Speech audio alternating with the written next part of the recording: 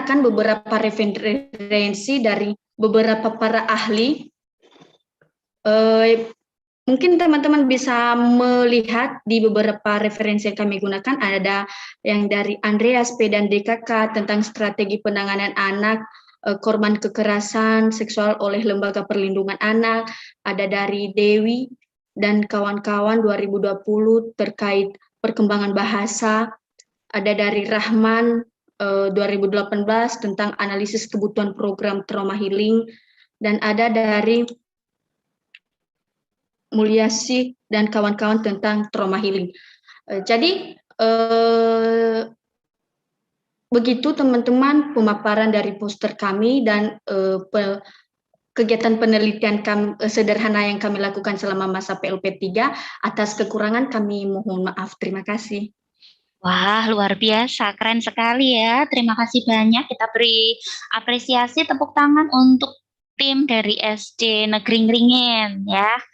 Trauma healing sepertinya kita juga perlu di trauma healing ya. Baik. Nah, ini kita lanjutkan ya.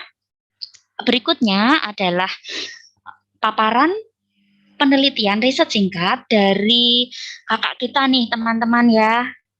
Kak Christophorus Divinanto Adi Yudono. Ya, saya nggak salah sebut ya, Mas Divin ya.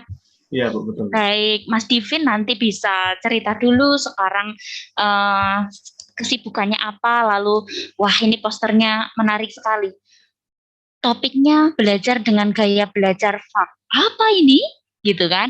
Nah, langsung saja kita tanya pada pakarnya. Silahkan Mas Divin, waktu 10 menit ke depan untuk presentasi. Baik, terima kasih Bu Pintan. Selamat siang teman-teman.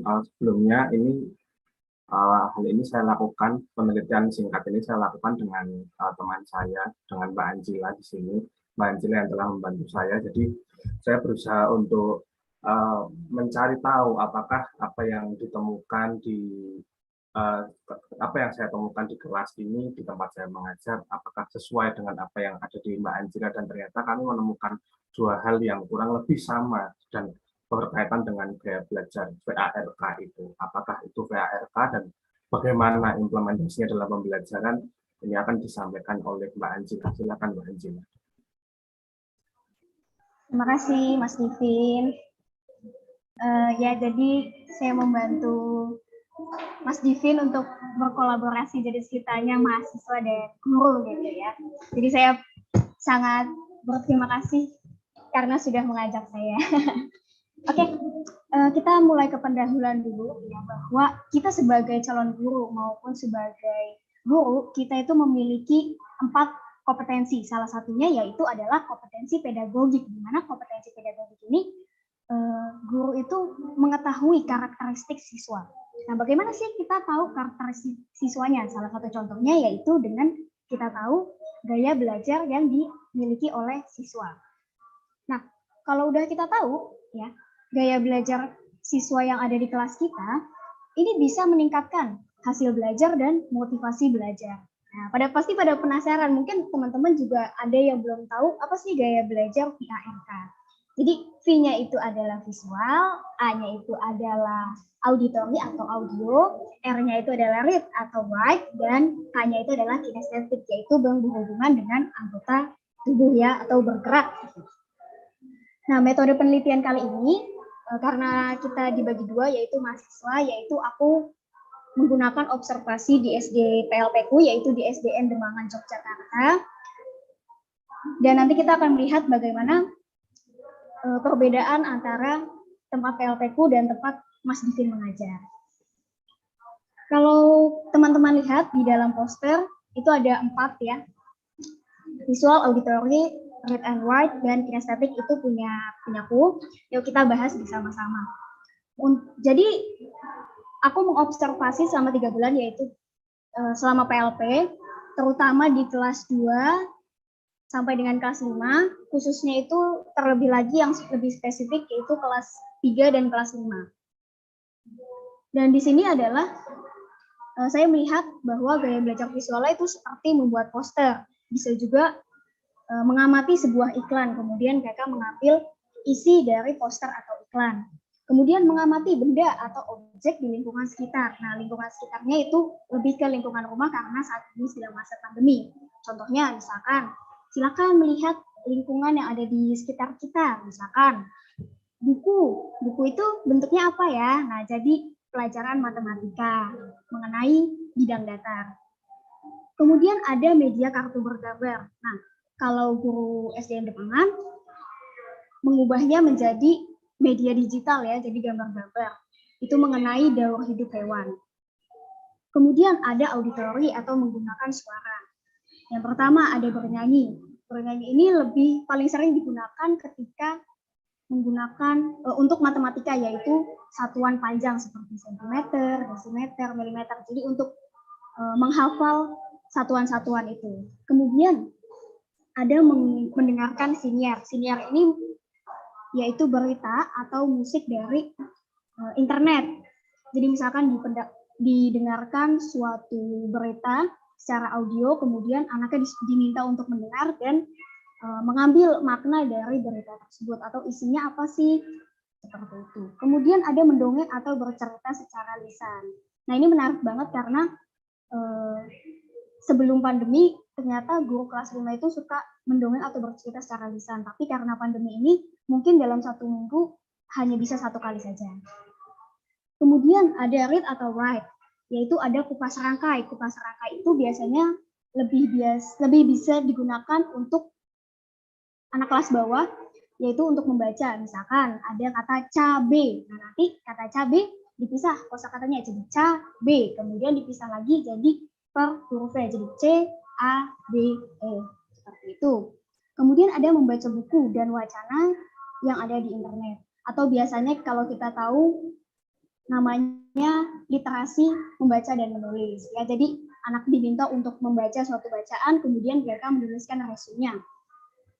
Kemudian yang ketiga ada membuat karya tulis. Karya tulis yang paling sering digunakan yaitu puisi dan cerpen. Yang terakhir ada gaya belajar kinestetik. Ada pementasan drama. Nah, kalau pementasan drama pada sebelum masa pandemi, ini suka digunakan untuk mata pelajaran IPS dan Bahasa Indonesia. Namun karena pandemi, diubah menjadi monolog. Monolog tahu ya teman-teman, jadi berdrama tapi hanya sendiri. Dan lebih mendalami, biasanya itu lebih ke penokohannya. Kemudian nanti temanya ditentukan, jadi anaknya itu bermonolog dengan tema yang sudah ditentukan. Kemudian ada melakukan percobaan di alam. Kalau di masa pandemi, gurunya itu meminta untuk mengamati yang ada di luar rumah atau melakukan percobaan di luar rumah. Contohnya waktu itu ada untuk meminta menanam tauge, kemudian ada juga untuk mengamati jentik-jentik, dari jentik-jentik sampai menjadi nyamuk. Mereka diminta untuk berapa hari sih nyamuk itu bisa menjadi nyamuk dewasa dari jentik-jentik. Kemudian ada juga belajar mengenai klorofil. Kenapa ya daun itu warnanya hijau? Nah, mereka melakukannya itu di rumah. Kemudian ada menari. Nah, menari ini menariknya bukan di mata pelajaran SBDP, tapi di mata pelajaran IPA, di mana mereka belajar mengenai karakteristik bagian-bagian tumbuhan, yaitu mengenai akar, batang, daun, dan buah.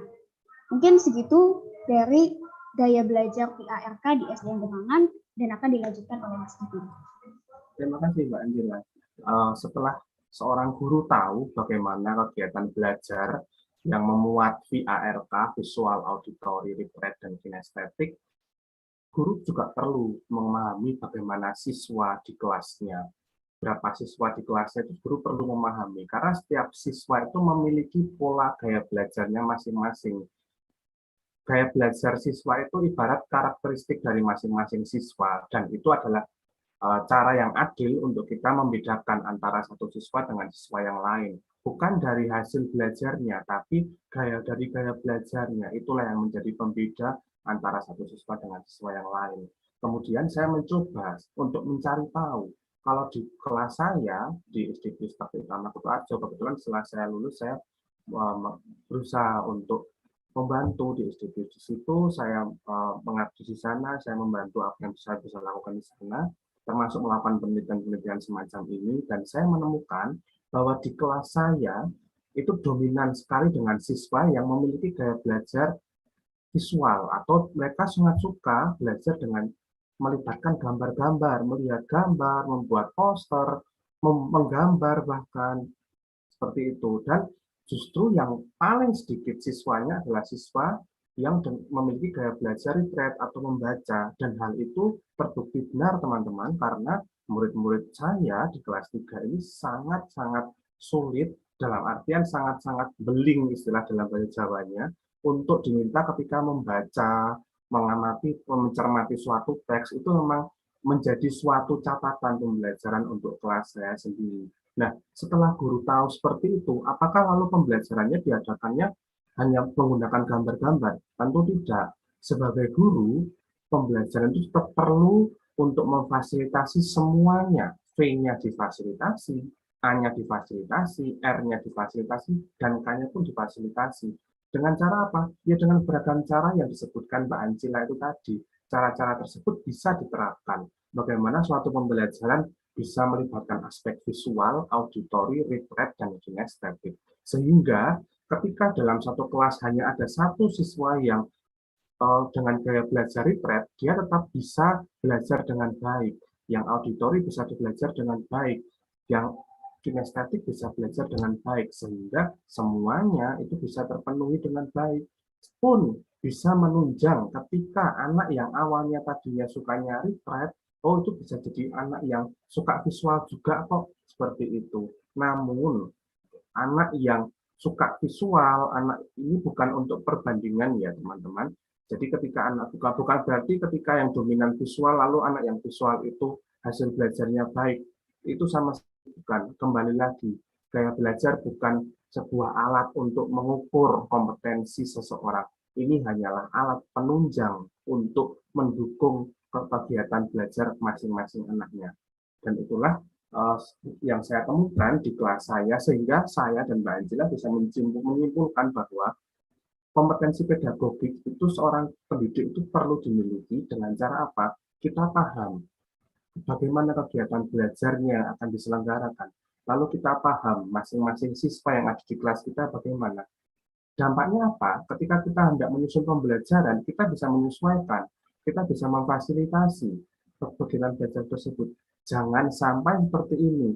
Ketika anak tidak mau membaca, langsung gurunya bilang, oh kamu tuh malas, kamu bandel.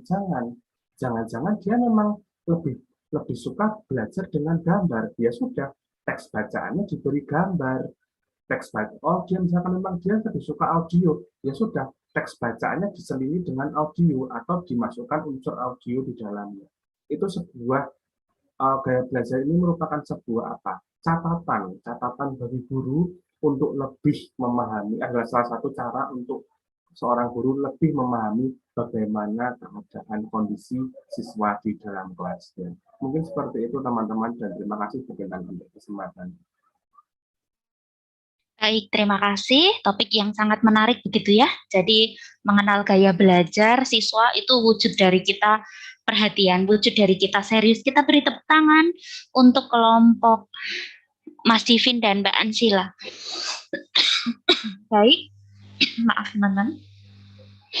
Berikutnya kita akan melanjutkan kegiatan kita. Kita tiba di sesi tanya jawab. Mari silahkan jika ada pertanyaan.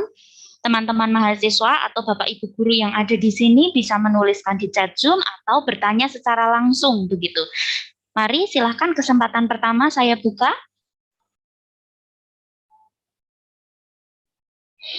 Bebas saja kita berdiskusi. Mari. Wah, ini ada pertanyaan. Oh, mohon untuk on cam teman-teman karena ini akan didokumentasikan. Ini Mas Divin akan bertanya kepada pemakalah kedua ya, terkait trauma healing berarti ya. Terkadang ada orang tua yang tidak berkenan ketika guru mengunjungi kediaman siswa. Apa ada kendala ketika kelompok teman-teman ini melakukan home visit? Belum ada pertanyaan yang lain, maka mari silakan dijawab dulu Eva dan kawan-kawan.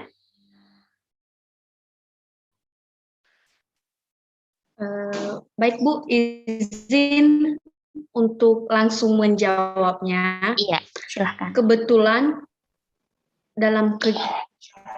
dalam kegiatan pelaksanaan selin ini dari Prodi seharusnya dilakukan secara daring, mengingat karena kasus pandemi COVID-19 kemarin yang masih belum turun. Namun puji Tuhan kami mendapatkan reaksi yang begitu baik dari orang tua.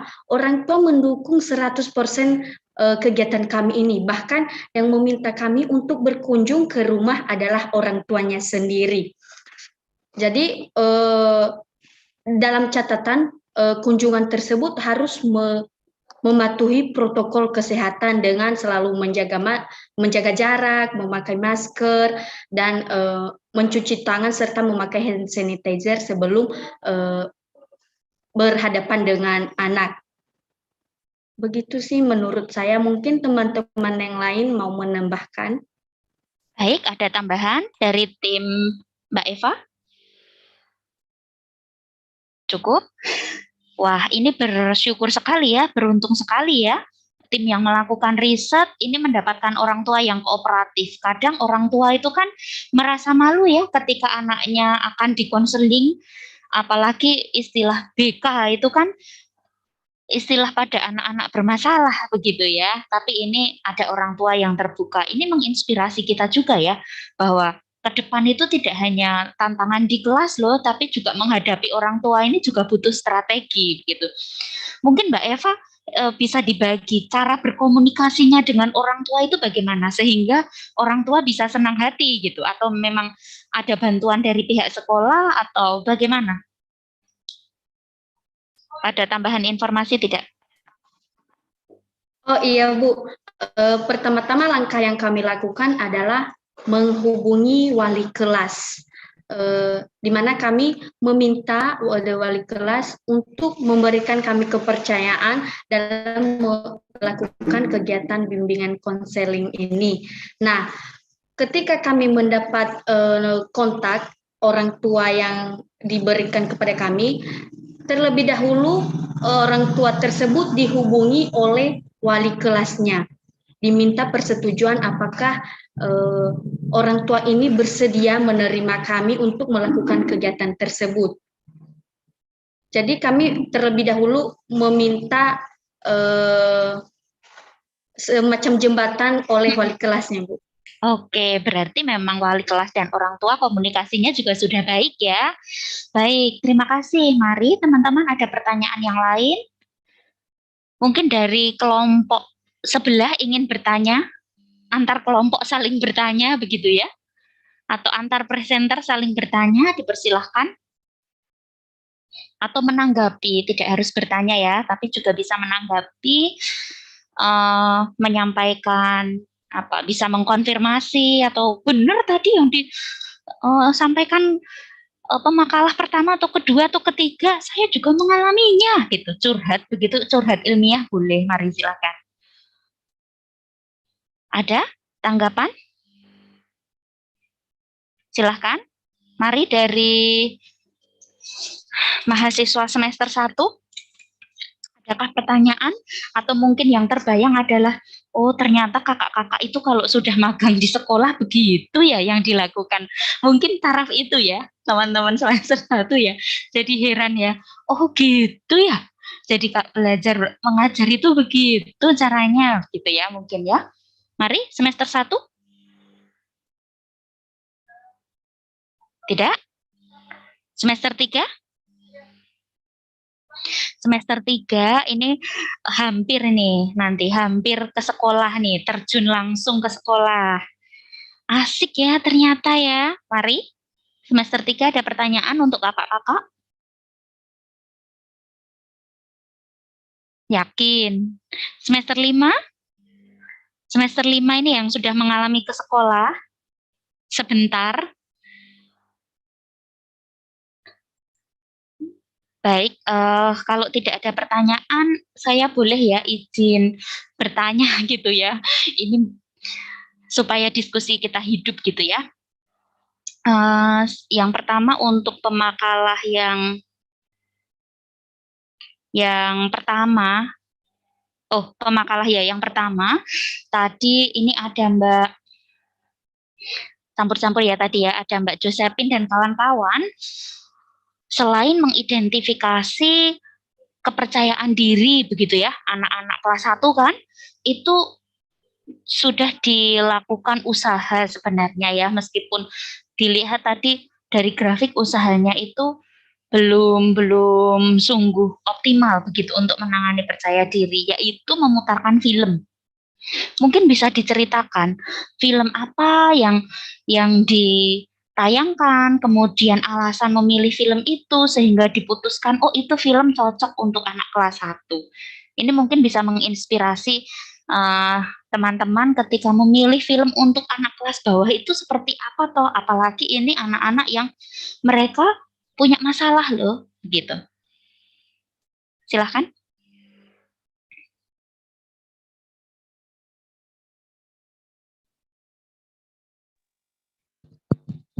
Baik, saya akan mencoba menjawab Bu Kintan.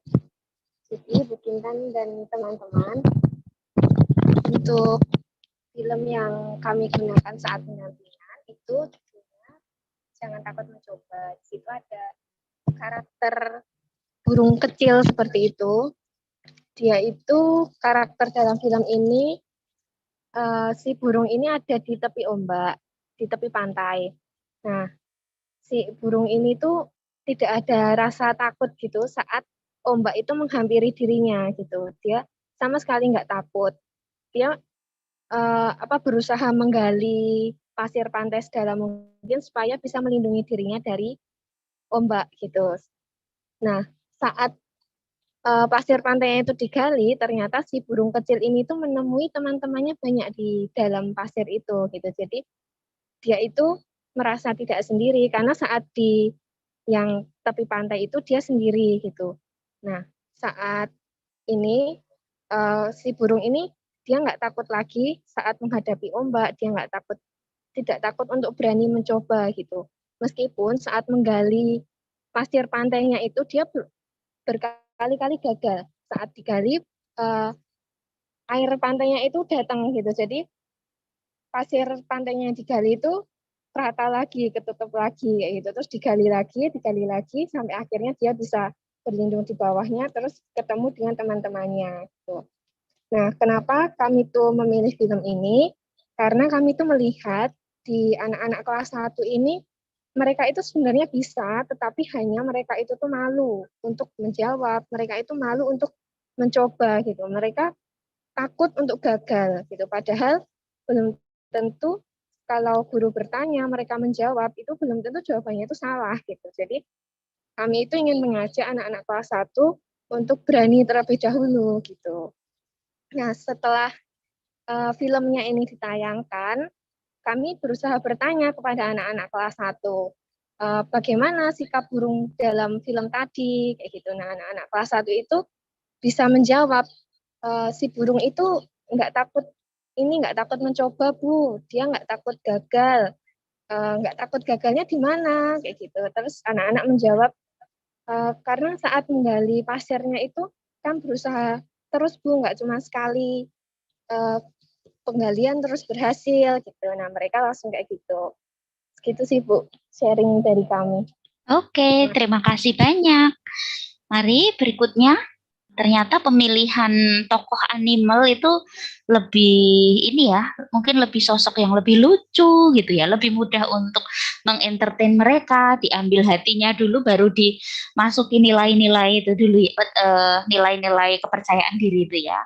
Baik, terima kasih. Mari ada pertanyaan teman-teman, silahkan. Nanti malah saya sebagai moderator sekaligus penanya. Mari. Ada pertanyaan ini dari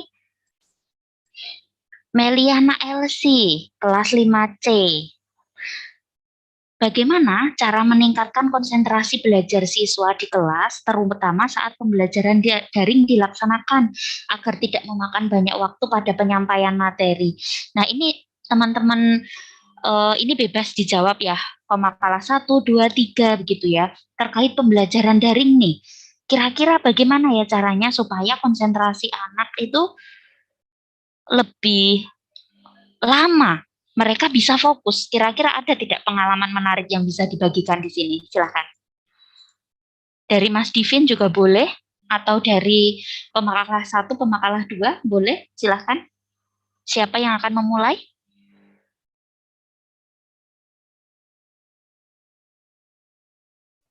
Mungkin saya cukup Intan. Boleh, silakan. Terima kasih Mbak. Mungkin saya ini hanya berbagi saja apa yang saya alami begitu ketika di sekolahan. Karena ini kan jaring kan kita menggunakan Zoom seperti ini ya. Dan pertanyaannya itu adalah bagaimana meningkatkan konsentrasi belajar. Kalau saya sebenarnya yang ditingkatkan bukan konsentrasinya, tapi bagaimana cara menarik perhatiannya. Begitu. Yang pertama, cara yang sederhana yang biasa saya lakukan ketika perhatian siswa itu sudah tidak fokus, saya akan menggunakan satu telunjuk ini. Caranya gimana? Seperti ini. Saya akan usap-usap layar sehingga pandangan mereka kembali lagi ke Zoom. Itu yang pertama. Karena pembelajaran daring itu kendalanya banyak sekali termasuk sinyal. Tapi yang bisa kita atasi adalah bagaimana cara supaya konsentrasi mereka terus kembali ke Zoom dulu. Itu yang pertama, dikembalikan dulu konsentrasinya. Dengan cara ini akan muncul di layar, akan muncul. Oh, kok ada yang begitu ya, ini kenapa ya? Nah, itu biasanya mereka akan kembali ke perhatiannya kembali ke Zoom. Lalu bagaimana ketika konsentrasinya itu selalu utuh. Saya berusaha untuk ketika mungkin di materi yang sebelumnya, di presentasi yang baru saja dilakukan oleh Pak Kartono dan Ibu Butet, sebab itu bagaimana membangun pembelajaran itu harus kontekstual atau senyata mungkin. Misalnya ketika saya mengajar anak kelas 3, ketika saya mengajar tentang simbol-simbol pramuka, saya minta menggunakan baju pramuka atau membawa baju pramuka. Baju pramuka apa yang berbentuk simbol pramuka apa yang bentuknya segitiga? Barung, Pak, tunjukkan mana barungnya. Mereka akan menunjukkan seperti ini. Ketika saya hanya ngomong bahwa simbol pramuka segitiga adalah barung, ya mereka akan bosan. Ya kalau bosan, ya kalau tiba-tiba sinyalnya hilang, mereka sudah tidak akan peduli dengan saya. Tapi ketika saya minta menunjukkan, saya minta mereka membawa barang yang diperlukan seperti pensil warna, ya puji Tuhan sampai sekarang mereka bisa kembali konsentrasi. Mungkin itu Mbak Meliana Elsie dari kelas 5C yang bisa saya bagikan. Terima kasih banyak Mas Divin atas informasinya, menarik ya. Jadi dengan media-media yang menggugah perhatian, dengan gerakan guru gitu ya. Saya tidak pernah membayangkan sebelumnya menggosok-gosok kamera ini bisa mencuri perhatian anak-anak gitu ya. Baik, mari ada tambahan dari pemakalah kelompok 1, kelompok 2.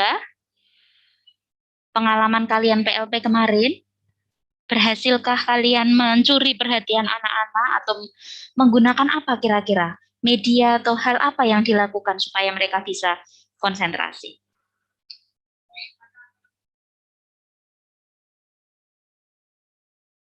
Ada tambahan? Dari pemakalah 1 dari SD Totogan? Selain Mbak Josephine, Mbak Josephine dari tadi sudah ini memandu kelompok 1 ya. Ada? Baik, dari SD Ngeringin. Seperti kalian cerita-cerita saja dengan Bu Kintan gitu. Silahkan sampaikan pengalaman menarik kalian ketika mengajar. Dari SD ya? Totokan ada Bu. Oke, silahkan. Oh, ya. Dari pengalaman Christina, ya. Dari pengalaman saya ketika mengajar itu seperti awal itu membuat nyanyian lagu. Jadi lagu yang dikaitkan sesuai dengan materi begitu Bu. Oke. Ya, setelah kayak lagu, terus saya membuat yel-yel agar anak itu semangat di awal dulu gitu. Nah, baru saya masuk ke materi. Setelah materi di tengah-tengah itu saya mengulang lagi yel-yel ketika anak itu tidak konsentrasi begitu. Sudah tidak merespon atau sudah berkurang semangatnya seperti itu.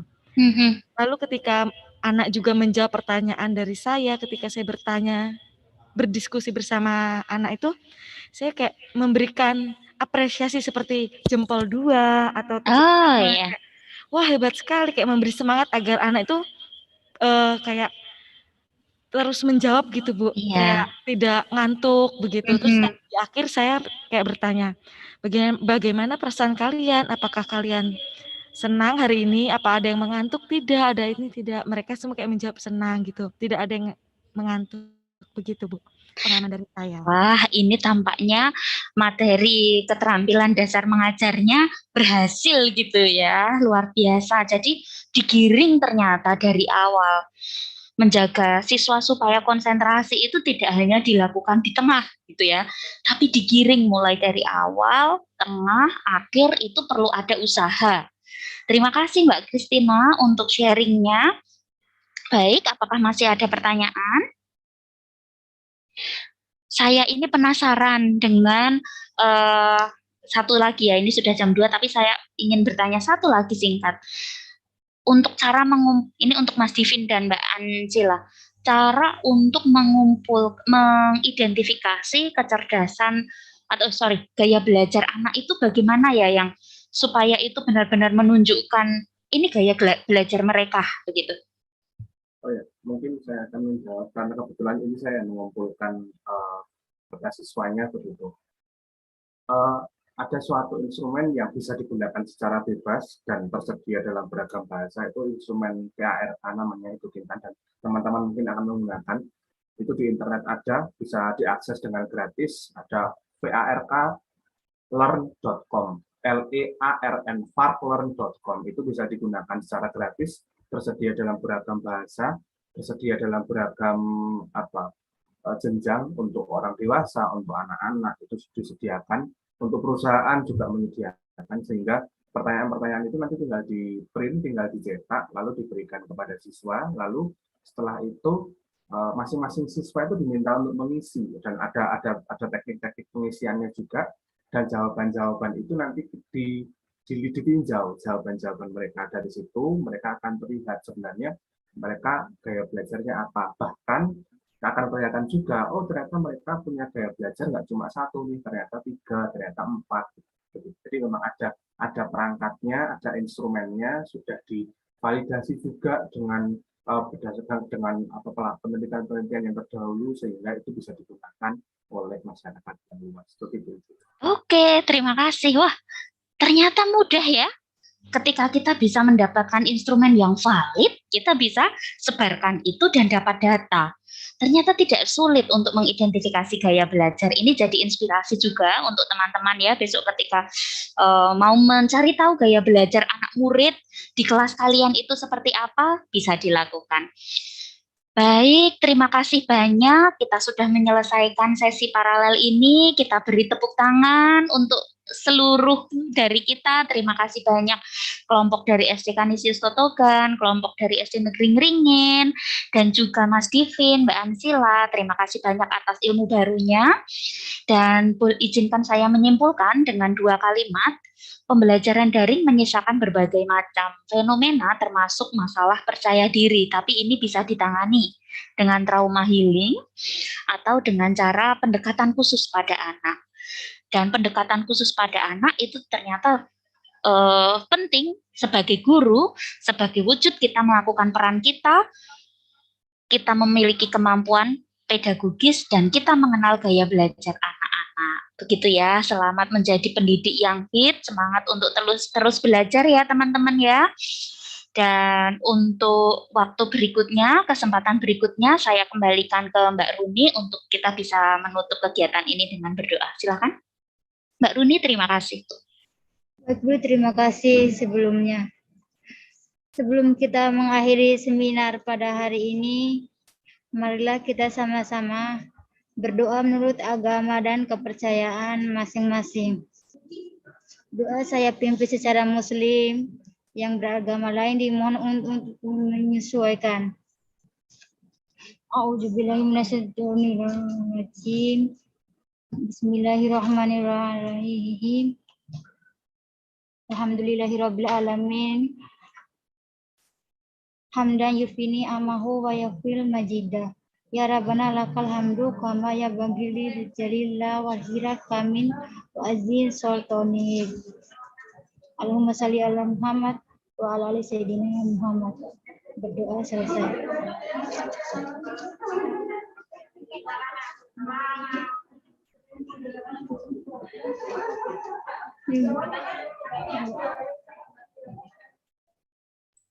Baik, ini sudah selesai ya. Ya, baik teman-teman sudah selesai. Terima kasih. Sampai jumpa lagi. Ini berarti sudah bisa diakhiri ya. Iya Bu. Oke, sampai jumpa lagi semuanya. Sehat-sehat selalu. Terima kasih teman-teman. Terima kasih Iya. Bu Kintan dan teman-teman. Tadi sudah foto ya? Ya, sudah ada foto. Terima kasih semuanya. Sukses selalu. Terima kasih Bu Kintan. Iya. Bu Kintan dan teman-teman. Ya, sama-sama. Terima kasih. Kintan tunggu kalian live saja sebelum end meeting. Oke ya, Bu Kintan akhiri ya.